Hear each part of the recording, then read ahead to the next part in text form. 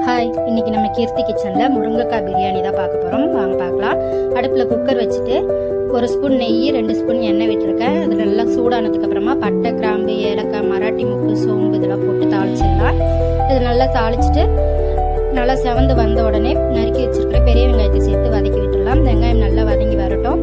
இப்போ தட்டி வச்சிருக்கிற பூண்டை சேர்த்துக்கலாம். ஒரு 8 பல்லு பூண்டை நல்லா தட்டி வச்சிருக்கேன். அதை சேர்த்து நல்லா பச்சை வாசனை போக வதக்கிக்கலாம். பூண்டு பச்சை வாசனை போனோடனே 3 தக்காளி பழம் நறுக்கி வச்சிருக்கேன். அதையும் சேர்த்துட்டு கொஞ்சமாக உப்பு சேர்த்து நல்லா வதக்கிக்கலாம். அப்போ தான் வெங்காயம் தக்காளி நல்லா வதங்கி வரும். இப்போ நறுக்கி வச்சிருக்கிற புதினா கொத்தமல்லியை சேர்த்துட்டு இதையும் சேர்த்து நல்லா வதக்கிடலாம். வதக்கி விட்டுட்டு அரை மூடி எலுமிச்சம்பழம் சாறு சேர்த்துக்கிறேன். சேர்த்துட்டு தனி மிளகாய் பொடி, கரம் மசாலா, மஞ்சள் தூள் இதை சேர்த்து நல்லா கலந்து விட்டுலாம். கலந்து விட்டுட்டு 1 டம்ளர் அரிசிக்கு 2 டம்ளர் தண்ணி வீதம் விட்டுக்கலாம். நான் 2 டம்ளர் அரிசிக்கு 4 டம்ளர் தண்ணி விட்டுருக்கேன்.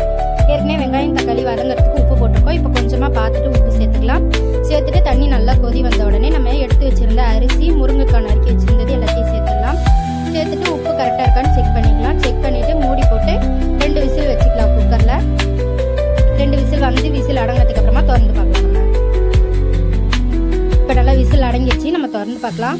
பாருங்க, நம்மளுடைய முருங்கைக்காய் பிரியாணி சூப்பராக ரெடி ஆகிடுச்சு. நல்ல பொலன்னு சூப்பராக இருக்குது. நீங்களும் இதேமாரி ட்ரை பண்ணி பாருங்கள். உங்களுக்கு ரொம்பவே பிடிக்கும். எப்பயும் முருங்கைக்காயில் சாம்பார், கூட்டு இந்த மாதிரி தான் பண்ணியிருப்போம். பொரிச்ச குழம்புலாம் பண்ணியிருப்போம். இந்த மாதிரி டிஃப்ரெண்ட்டாக ஒரு தடவை செஞ்சு பாருங்கள். உங்களுக்கு ரொம்பவே பிடிக்கும். ட்ரை பண்ணி பார்த்துட்டு எப்படி இருந்ததுன்னு சொல்லுங்கள். தேங்க்யூ.